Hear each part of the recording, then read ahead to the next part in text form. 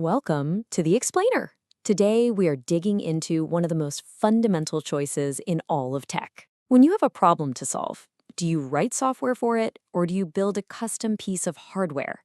Believe me, the answer to that question shapes literally everything, from the phone in your pocket to the massive data centers that run the world. So here's the game plan. First, we're going to frame the problem with a really simple analogy.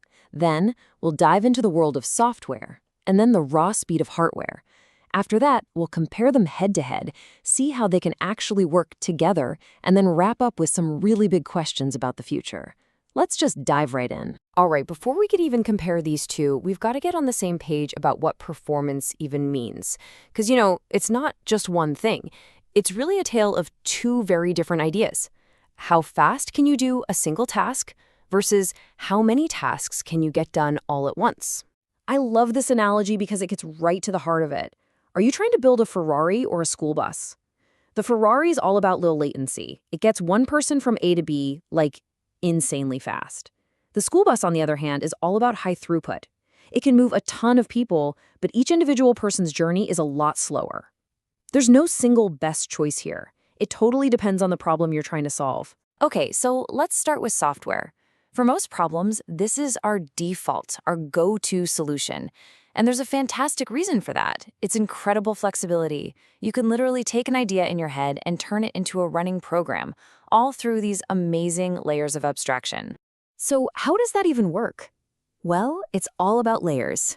We humans start by writing in high-level code that we can actually read. Then, a magical tool called a compiler acts like a translator, turning our code into a much lower-level language. And that, in turn, gets converted into the raw ones and zeros that the hardware can actually understand. It's this beautiful process where each layer hides a ton of complexity from the one above it.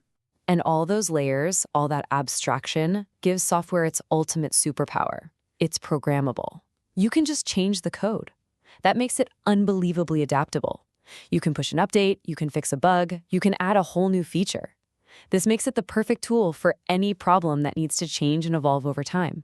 But what happens when that amazing flexibility just isn't enough? What if you hit a problem where you need raw, brute force speed and software just can't keep up? Well, that's when you hit a performance wall. And that's when we turn to hardware. This is where software can hit a really hard limit. So imagine you're trying to sort a huge list of numbers. With some pretty common software methods, if you double the size of that list, the time it takes doesn't just double, it quadruples. We call that n-squared complexity. And for really big problems, the time it takes just explodes, creating this massive performance bottleneck. So, how do you smash through that bottleneck? Well, hardware has its own superpower, and it's called parallelism. Instead of doing things one at a time, in a sequence, like most software does, you can design hardware to do tons of calculations all at the exact same time. Let's go back to that sorting problem. A CPU running software has to kind of walk through the list comparing one item at a time. But with hardware, you can physically build circuits that compare tons of different items on that list all at the exact same instant. This can turn one of those slow n-squared problems into a simple linear one. And that's not just a little bit faster. That's a mind-blowing, game-changing leap in efficiency.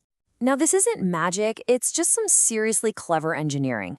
We're talking about specialized hardware like FPGAs, which are basically programmable chips you can reconfigure over and over, or SoCs, systems on chip, which are custom built from the ground up for one specific job. Either way, you're physically forging your solution into silicon, optimizing it for pure, unadulterated speed. Okay, so we've got these two totally different ways of solving problems. One is super flexible and easy to change. The other is rigid but ridiculously fast. So let's put them head to head and see how they really stack up. And this table really lays out the fundamental trade-off, doesn't it? Software absolutely wins on flexibility. It's also way faster and cheaper to develop. But when it comes to raw performance and power efficiency for a specific task, hardware is just in another league. But here's the catch, and it's a big one. That hardware design is basically frozen in silicon. You can't just push a patch to a microchip. Making changes is incredibly difficult and wildly expensive. But here's the thing about modern engineering, it's often not an either-or choice anymore. The real magic, The really clever stuff happens when you make these two worlds work together. And that's the whole idea behind hardware/software co-design. The goal here is pretty simple. Get the best of both worlds. You look at your application, you find the most intense parts, the bottlenecks, and you implement just those parts in custom hardware to make them fly. Then you leave everything else, all the complex logic that needs to be flexible, in software. It's the ultimate partnership. And we have these incredible chips now that make this a reality. A perfect example is something like the Zynq SoC. It literally has a normal ARM processor, the brain that runs all your software, sitting right next to programmable FPGA logic on the same piece of silicon. This lets you run the flexible code on the processor and then offload all the heavy lifting to custom-built hardware circuits. It's brilliant. And here's where it gets really wild. The tools to do this are becoming so much more accessible. Take something called high-level synthesis, or HLS.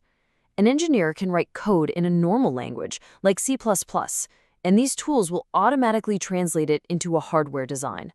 You can literally find a slow function in your software, turn it into a super-fast hardware accelerator, and then just have your main program call it when it needs it. It's an incredibly elegant solution.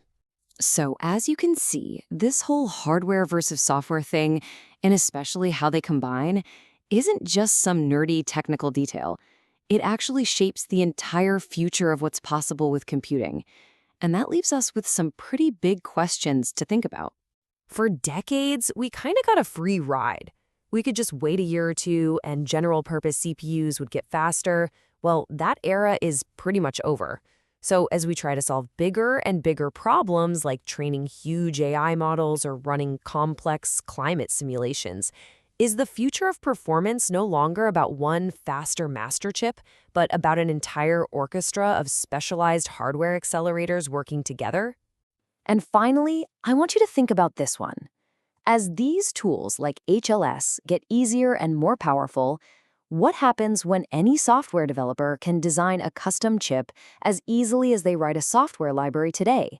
What kind of problems could we solve if we could just reimagine the solution and forge it directly into silicon? What would you build?